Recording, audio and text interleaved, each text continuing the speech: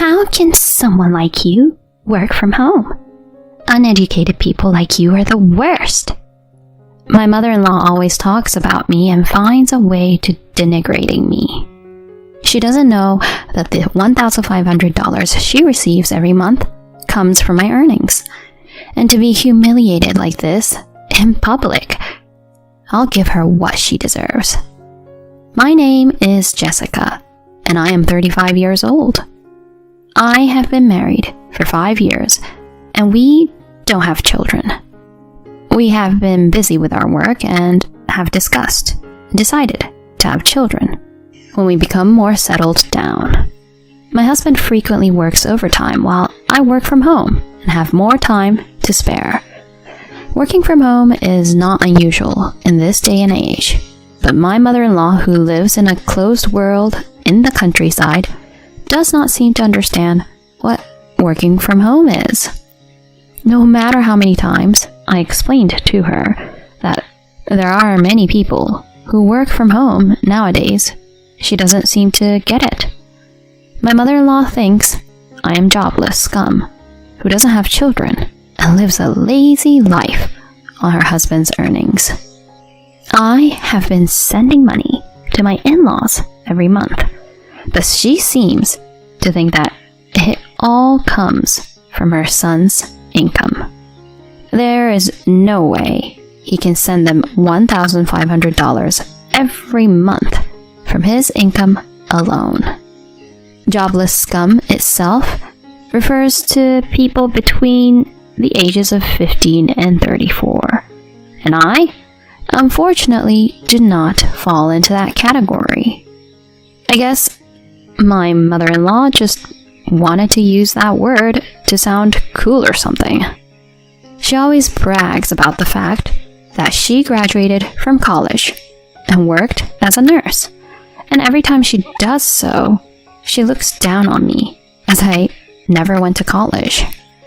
I feel so bad for my precious son to be married to such a poorly educated, jobless scum. I've worked hard as a nurse and supported my husband by doing housework and childcare too. Nowadays, it's normal to have a dual income, isn't it? You don't have children. You don't take care of the house. And you spend your days doing nothing. I have told you many times that I work too. Nowadays, there are many jobs where you can work anywhere, as long as you have a computer and an internet connection. There is no way someone like you can work with a computer. Uneducated people like you are the worst. My mother-in-law always attacks me with such words to denigrate my personality when my husband and father-in-law are not around. The nearest store is a 15-minute walk from my house, but it's only a 3-minute walk to my parents-in-law's house. Even if I wanted to keep my distance from them, I live so close that I am physically unable to do so. She calls me every day and forces me to do household chores at her house.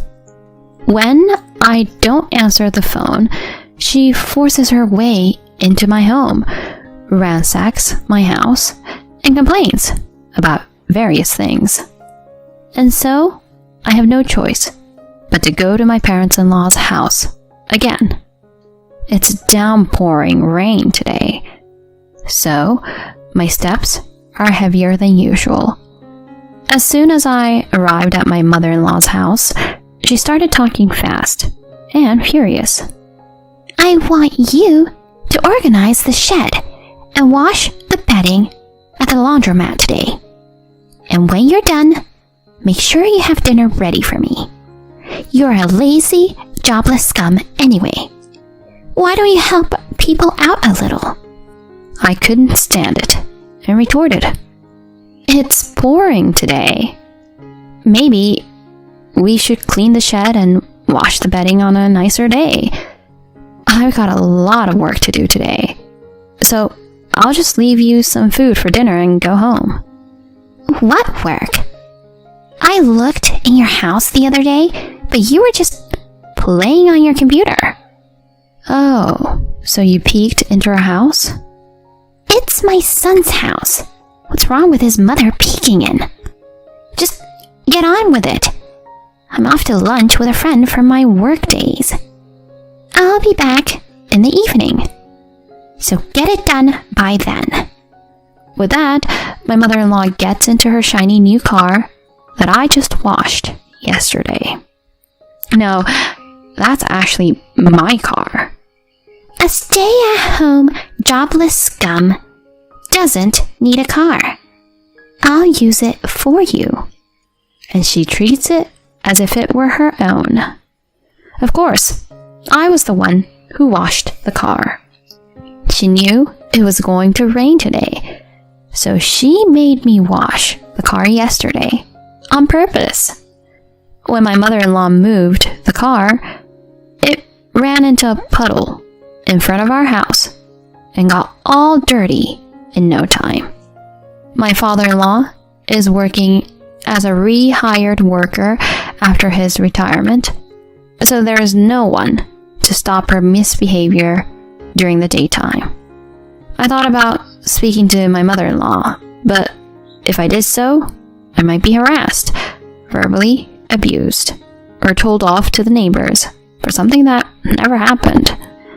I thought about talking to my husband about it many times as well, but I didn't want to worry him because he was exhausted from his hard work.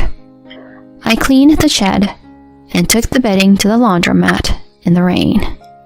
After that, I continued cooking dinner with wet hair and clothes on. I was told to make at least 5 side dishes and a soup, so I cooked while shivering in the cold. Since I was not allowed to turn on the heating while my mother-in-law was away, my body was chilled to the core. When I finished everything, it was already past 3 p.m. I tried to leave before my mother-in-law came home, but she came back at the wrong time. Oh no! I see you're soaking wet. My mother-in-law was grinning at my miserable appearance. Then she moved her eyes to the dishes on the table. Don't tell me that you cooked in such an outfit. It's so dirty. I can't possibly eat this. Saying that, she threw all the food into the trash. The soup in the pot on the stove was swept into the sink. I was out of words at how she treated me. I can't eat something made in such a dirty way. You jobless scums don't even care about your appearance, do you? Wash the dishes and get out of here. I'll get something delivered today, my mother-in-law said, and went into her room. As I was washing the dishes, my eyes filled with tears of sadness and frustration that she had thrown away the food I had taken the trouble to cook. One day, after the same kind of days, there was a town association gathering at my in-laws' house, so naturally, it was up to me to prepare for it. I was busy in the kitchen, cooking and preparing drinks, and my husband suggested to help. But of course, my mother-in-law stopped him, saying, "It's an occasional day off for you, so you should sit down and enjoy." She tugged on her son's hand and pulled him away from me. Then, just as I thought she was coming back into the kitchen, she said in my ear, "Don't eat with us, you nitwit scum. You embarrass me and my son," and turned her back on me. I let her harass me and stayed in the kitchen, doing the dishes just as I was told. Both my mother-in-law and the town association members seemed to have had a lot of drinks. I could hear my mother-in-law laughing in a good mood from the living room. My husband and father-in-law, who love children, were playing with the children from our neighborhood in the yard. When I went to the living room to collect the empty plates, I was approached by the town chairman. "Why don't you sit down and eat a little?" To that, I couldn't dare to say. My mother-in-law told me not to eat with everyone. So I smiled affectionately and just said, "Thank you very much for your offer." As I was collecting up the empty plates, thinking it felt nice to have somebody who cared, I accidentally knocked over the chairman's cup. The cup, which was full of alcohol, had the chairman's clothes soaked. "I'm sorry." The chairman laughed it off and forgave me. My mother-in-law, who never moved a step from her seat, looked at me from afar, amused. After that, my mother-in-law was overly cheerful and continued to talk ill of me and brag happily. "I am sorry for causing you so much trouble. Such an unfriendly wife. She's been playing on the computer every day instead of doing housework. I have to go to her house every day to take care of her because her house is a disaster. I took the trouble to cook for her, but she threw all of it in the trash. I guess food for youngsters are different from what we eat. The other day, I had to go to a laundromat to wash her bedding in the rain. The bedding got wet, and she ended up yelling at me. I thought she was going to hit me or something. On the other hand, my son sends me money every month. He's a really good son, you know." My mother-in-law, perhaps in a high state of mind due to alcohol, was talking in a loud voice that echoed throughout the room. I was getting angry at my mother-in-law's continuous lies. I had reached the end of my patience. I could forgive her if she only harassed me, but I couldn't forgive her for telling the whole town about what never happened and being such a drama queen. I would not let her continue to do as she pleased. Excuse me, but who is that you're talking about? Everything you just said is what you have been doing to me, isn't it?" "Hey, what are you talking about? I would never do such a thing." I guess my mother-in-law didn't expect me to talk back, so she said back with her widened eyes, "When did you ever do housework, saying that you're going out with your former colleagues every day?" "No way! I don't have time for that. I have my hands full with housework." "You know, I know what you're up to. I know that you've been seeing a man outside the house." My mother-in-law was obviously flustered by my sudden revelation. "What? What nonsense?" My mother-in-law might have thought she was calmly denying it, but her voice was trembling. At such a commotion, my husband and father-in-law also came back from the yard, where they were playing with the children. Now is the time for payback. People around us were also looking at me with curiosity, so it was time for me to be rebellious. "Mom, what's wrong? Why are you shouting?" My panicked husband asked my mother-in-law. "Jessica is terrible. She says I'm meeting a man outside the house. She doesn't even have any proof." She looked at her son with clinging eyes. All eyes were on me at once. I took this opportunity to reveal my evidence. The drive recorder in my car had a clear recording of you flirting with a young unknown man. "What?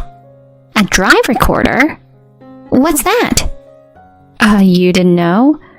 A drive recorder records audio from inside the car. I just happened to find out during the car inspection. If you want, I have the data, so I can play it here for you. "What? Who's going to trust you, a jobless scum, living on your husband's money?" "How can you say such a thing to Jessica?" My father-in-law interrupted the argument between my mother-in-law and me with an angry look on his face. However, my mother-in-law was not to be outdone by my father-in-law. Because it's true, isn't it? Jessica just stays at home and does nothing but lazily plays around on the computer, she exclaimed, but her face turned pale when she noticed the cold stares of the people around her. Come to think of it, I saw the wife frequently visiting her mother-in-law's house.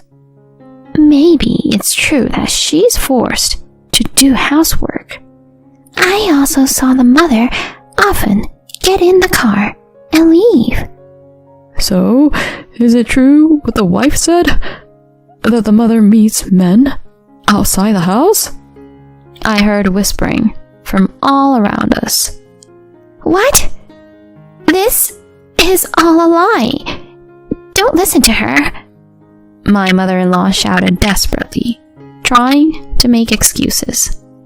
Then my husband sighed and said to my mother-in-law, Mom, Jessica is not a jobless scum. She is a designer, and she makes much more money than I do. What? What do you mean? That's not possible. All she does is play on the computer every day. My mother-in-law panicked. Yes, in fact, I am a designer.